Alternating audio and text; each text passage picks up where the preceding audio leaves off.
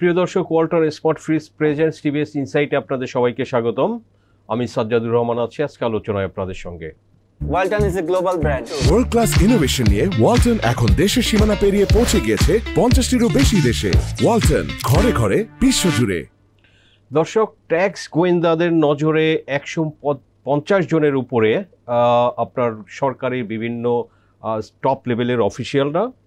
তো কারা আছেন এই তালিকায়, এই সংক্রান্ত একটি রিপোর্ট আজকে টিভিএসে পাবলিশ হয়েছে। লিড রিপোর্টটি করেছেন টিভিএসের সিনিয়র করেসপন্ডেন্ট রিয়াদ হোসেন। দর্শক, আমরা আলোচনা করব রিয়াদের সঙ্গে যে আসলে এই তালিকায় কারা আছেন এবং কেন আছেন, বা ট্যাক্স অথরিটি ইন্টেলিজেন্স ইউনিট যেটা ইনকাম ট্যাক্সের, তারা এই তদন্তটা করছে, কেন করছে, এগুলো নিয়ে আলোচনা করব, আপনাদের সঙ্গে শেয়ার করব। রিয়াদ, স্বাগতম আপনাকে। এই যেটা বলছিলাম যে 150 জনের বেশি উচ্চ পর্যায়ের সরকারি কর্মকর্তা ট্যাক্স গোয়েন্দাদের নজরে, এখানে কারা আছেন এই লিস্টে? ধন্যবাদ সাজ্জাদ ভাই আপনাকে। এই 150 জন আপনি যেটা বললেন, সংখ্যাটা আরও একটু বেশি হতে পারে। তো মোস্টলি এখানে আসলে সরকারি বিভিন্ন দপ্তরের যে ইঞ্জিনিয়ারদের সংখ্যাটাই বেশি, এবং আমরা যতদূর জেনেছি এই সংখ্যাটা 100-র মতো বা 100-র কিছু বেশিও হতে পারে। আচ্ছা। এর বাইরে আছেন জেলা জজ, অতিরিক্ত জেলা বিচারকরা, বিভিন্ন এলাকার। কতজন বিচারক আছেন? 25 জন আছেন। 25 জনের মতো। আর আছেন পাসপোর্ট অফিসের যারা সিনিয়র কর্মকর্তা। এর বাইরে আরও সরকারি অন্যান্য দপ্তরের যারা, এরকম সব মিলিয়ে সংখ্যাটা 150-এর বেশি হবে। তো এর আগে আমি একটু বলে নিই, এনবিআর এর এই যে ট্যাক্স ইন্টেলিজেন্স ইউনিট যেটি, এটি গত 6 মাস ধরেই মূলত কাজটা করছে নতুন করে। এর আগে এনবিআর এর সেন্ট্রাল ইন্টেলিজেন্স সেল বা কেন্দ্রীয় গোয়েন্দা সেল নামে পরিচিত, তারা মূলত এই ধরনের ট্যাক্স ফাঁকির কাজটি করতো। যেহেতু এখন অনেক বড় হয়ে গেছে ট্যাক্স পেয়ারের সংখ্যা, তো ফলে তাদের পক্ষে সব ট্যাক্স পেয়ারের সব কিছু দেখা সম্ভব হয় না। কারণ সেন্ট্রাল ইন্টেলিজেন্স সেল কিন্তু ট্যাক্সের পাশাপাশি ভ্যাট অথবা কাস্টমস রিলেটেড বড় ধরনের যেসব ইস্যুগুলো আছে তারা সেগুলো দেখে। তো তাদের লোকবল বা বিভিন্ন কারণে সেই দপ্তরের পক্ষে সব দেখা সম্ভব হচ্ছিল না, যার কারণে গত 6 বা 7 মাস আগে নতুন করে এই ট্যাক্স ইন্টেলিজেন্স ইউনিটটি এনবিআর গঠন করে, এবং তারপরে মানে ইনকাম ট্যাক্সের জন্য একটা ইন্টেলিজেন্স ইউনিট, মূলত তারা ইনকাম ট্যাক্সের ফাঁকি বিষয়গুলো দেখবে।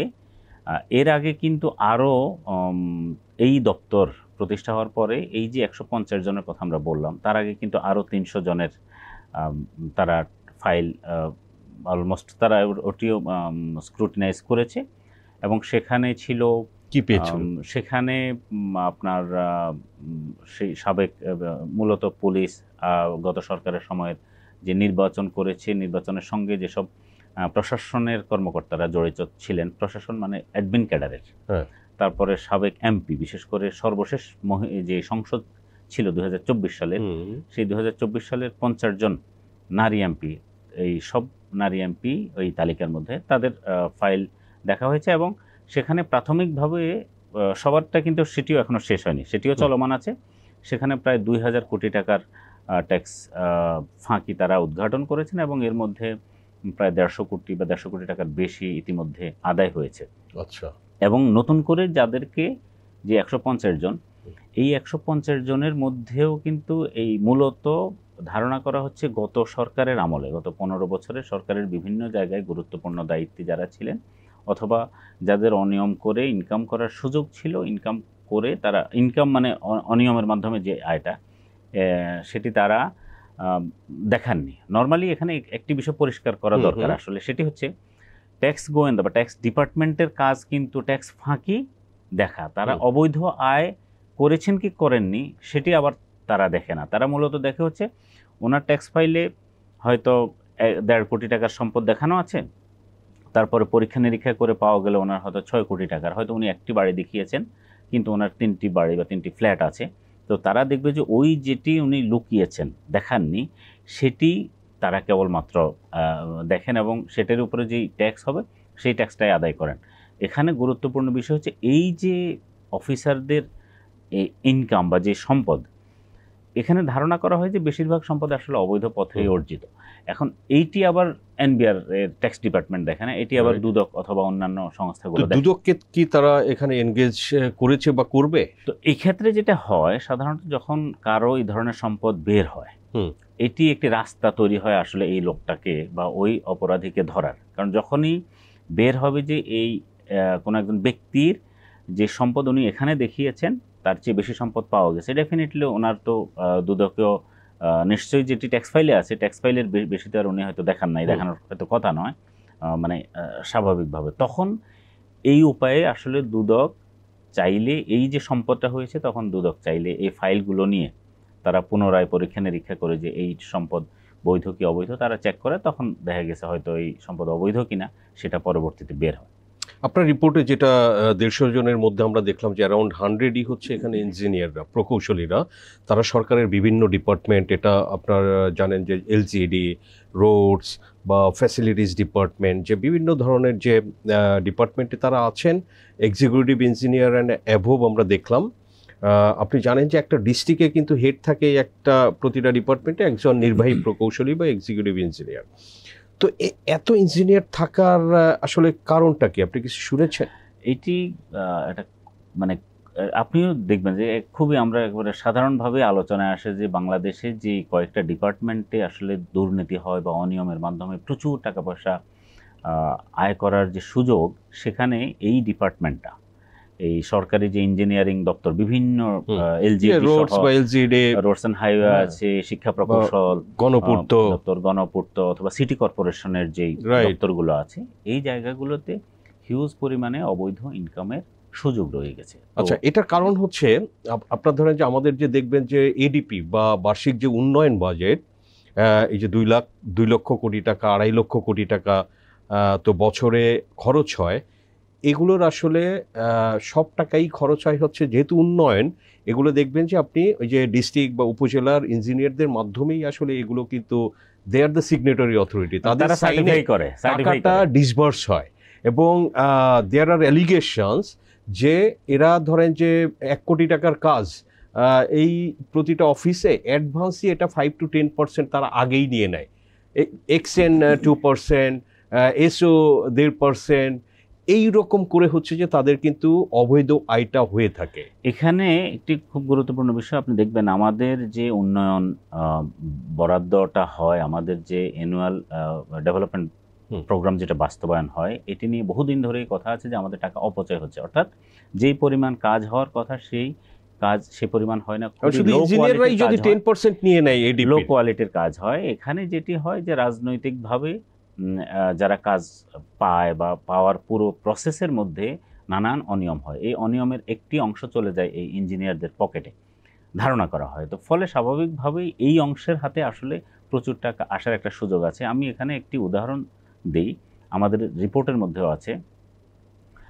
সিলেটের একজন নির্বাহী প্রকৌশলী, উনি গত আওয়ামী লীগ সরকারের সময় যখন সাবেক স্থানীয় সরকার পল্লী উন্নয়ন মন্ত্রী ছিলেন ইঞ্জিনিয়ার মোশাররফ হোসেন, তার দায়িত্বের সময় উনি ফরিদপুরের এক্সিয়ান বলে আর কি, অর্থাৎ নির্বাহী প্রকৌশলী, এক্সিকিউটিভ ইঞ্জিনিয়ার, যেহেতু মন্ত্রী ওই ফরিদপুরের, সে ওখানে ছিলেন, উনি স্বাভাবিকভাবে ওখানে হয়তো বেশি টাকা গিয়েছে, উনি ওখানে ছিলেন। এবং ইন্টারেস্টিংলি সর্বশেষ যে তাজুল ইসলাম যখন মন্ত্রীর দায়িত্বে ছিলেন, তাজুল ইসলামের দায়িত্বের সময় উনি কুমিল্লায় ছিলেন, একই ব্যক্তি একই দায়িত্বে। এখন বর্তমানে উনি সিলেটে। তো ধারণা করা হয় যে এই ব্যক্তির প্রচুর ইনকাম আছে এবং অবৈধ পথে, কিন্তু এনবিআর যেহেতু আসলে অবৈধর বিষয়টা এনবিআর এর দেখা হচ্ছে, উনি ফাইলে দেখিয়েছেন, বাস্তবে পাওয়া গেছে আরও বেশি। তো সেখানে দেখা গেল যে ওনার স্ত্রীর 1.5 কোটি টাকা উনি গত 2-3 বছর বা 4 বছর আগে উনি সেটি 1.5 কোটি টাকা কালো টাকা সাদা করেছেন ওনার স্ত্রীর ফাইলে। তারপরে মৎস্য খাতের আয় দেখানো আছে। আসলে বাংলাদেশ আপনি জানেন যে মৎস্য এবং পোলট্রি খাতের আয় দেখায় মূলত কালো টাকা সাদা করার একটা রাস্তা হিসেবে এটি মানে কথিত আছে যে এই তো। এবং এছাড়া আরও অন্যান্য প্রাথমিকভাবে এনবিআর তার 3 কোটি টাকার বেশি তার এবং তার ফ্যামিলি মেম্বারদের ট্যাক্স ফাঁকি পেয়েছে। 3 কোটি টাকা ট্যাক্স ফাঁকি মানে হচ্ছে তার আসলে সম্পদ 10 কোটি টাকার মতো পাওয়া গেছে। এটা হলো প্রাথমিক সন্ধান। এখন আপনি কিন্তু তারাও কিন্তু খুব স্মার্টলি, যারা এই অনিয়মগুলো করে বা অবৈধ ইনকাম করে, তারা যেটি দেশের রাখে কিছু দেশের বাইরেও নিয়ে যায়। এখন দেশের বাইরে যেটি নিয়েছে সেটি আসলে ট্রেস আউট করা খুব টাফ। তো ফলে দেশের মধ্যে প্রাথমিকভাবে এটি পেয়েছে যে এটি যদি খুব ইন্টেন্সিভলি খোঁজা যায়, বিশেষ করে যারা অনিয়ম করে অবৈধভাবে ইনকাম করে তারা কিন্তু নিজের নামে সাধারণত সম্পদ করে না তেমন একটা, তারা করে স্ত্রী বা সন্তান। ইদানিং সেটিও হচ্ছে না, তারা আসলে আরও দূরবর্তী আত্মীয় স্বজন কারো নামে করে বা বিশ্বস্ত তৃতীয় পক্ষ কারো নামে এই সম্পদগুলা করে। ফলে এটি বের করা একটু সময় সাপেক্ষ ব্যাপার, একটু কঠিন, যেহেতু বাংলাদেশে পুরো অর্থনীতিটা আসলে আমাদের ইনফর্মাল অর্থনীতির একটা বড় অংশ। ফলে এটি বের করাও একটু কঠিন, কিন্তু সরকার বা এনবিআর যদি খুব ভালোভাবে চেষ্টা করে তাহলে এটি বের করা সম্ভব। এটি একটি উদাহরণ। এনবিআরকে দুদককে এখানে তো এনগেজ করার, এটা তো এনবিআর বলতেই পারে সরকারের আরেকটা ডিপার্টমেন্ট। আমি জানি নিশ্চয়ই দুদকের কাছে হয়তো এই ধরনের ইনফরমেশন গিয়ে থাকতে পারে। আরেকজন অফিসারেরও আমরা তথ্য পেলাম, উনিও সিলেটে আছেন দায়িত্বে, কিন্তু উনি অন্য জেলার আর কি। যে ব্যক্তির কথা আগে বললাম ওনার বাড়ি হচ্ছে সাতক্ষীরা, তো ওনারও এই ধরনের একটি অনিয়ম পাওয়া গেছে ট্যাক্স ফাঁকির, এবং সেটি উনি ইতিমধ্যে 1 কোটি টাকা উনি পরিশোধও করেছেন। অনেকেই আমরা জেনেছি এই যে 150 কোটি টাকার মতো যে এনবিআর এখন পর্যন্ত, এনবিআর মানে হচ্ছে ট্যাক্স ইন্টেলিজেন্সে যারা ট্যাক্স টাকা দিয়ে গেছে তারা কিন্তু চুপিসারে এসে টাকাটা দিয়ে চলে যায়। অর্থাৎ তারা চায় না এটি নিয়ে আসলে খুব বেশি কথাবার্তা হোক, কারণ এটি কথাবার্তা হলে তাদের নাম চলে আসলে সামাজিকভাবে তারা হেওয়া হবেন, অথবা অন্যান্য আরও অনেক দপ্তর এসে তাদের উপরে ঝামেলা করবে। এই জন্য যারা বুঝতেছেন যে আমার ঝামেলা আছে খুব দ্রুত এসে টাকা পয়সা দিয়ে, মানে এনবিআর যেটাই চাচ্ছে যে আপনার এই 2 কোটি টাকা আপনি 2 কোটি টাকা বা যাই চাচ্ছে উনি দ্রুত এসে এটি দিয়ে যাচ্ছে। বিষয়টা আসলে এমন হচ্ছে। তো আপনার মনে আছে নিশ্চয়ই এর আগে কিন্তু গত 2007-08 অর্থ বছর, মানে যে সময়টায় ওই সময় সেনাশাসিত যেই 111 ছিল সরকার ছিল, ওই সময় কিন্তু প্রচুর এই ধরনের অনেকের বাড়িতে গিয়ে একটা ট্রুথ কমিশনই করেছিল, সম্পদ পাওয়া যেত। এই সরকারের সময় কিন্তু সেইভাবে কারো বাড়ি বাড়ি গিয়ে যে ধরা সেটি তেমন একটা দেখা যাচ্ছে না।